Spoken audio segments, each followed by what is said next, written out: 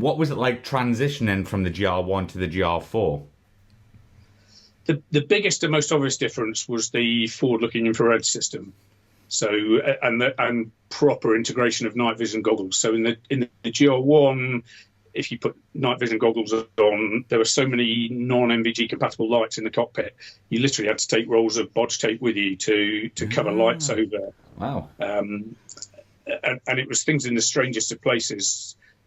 So we had a thing called the head-down data recorder, which records attack runs for you, but you stop and start it manually. And so most of the sortie, that's not on, but you start a target run, press the button to start the HDR recording, and that light was, with NVGs on, was like a massive beacon.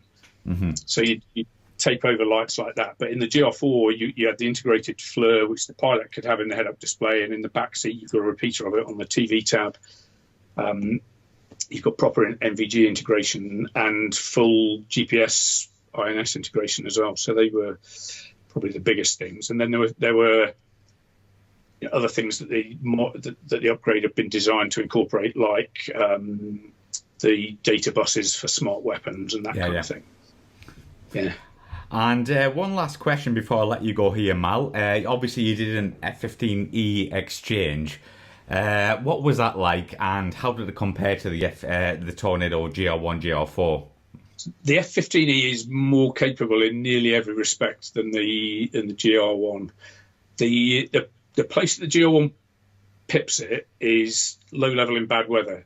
The terrain following radar on the GR1, GR4 was brilliant. It's almost idiot proof. The only times it's let people down, I think I'm right in saying, is when the crew have engaged it incorrectly. So the terrain following radar was fantastic on the Tornado. The F-15 had TFR using the Lantern pod. So in the podded system, it wasn't as well integrated. But nearly everything else in the Strike Eagle was more capable. It's just a more modern design. I mean, in the back seat, you've got 4 multifunctional displays, a bubble cockpit. You can see out easily. Yeah.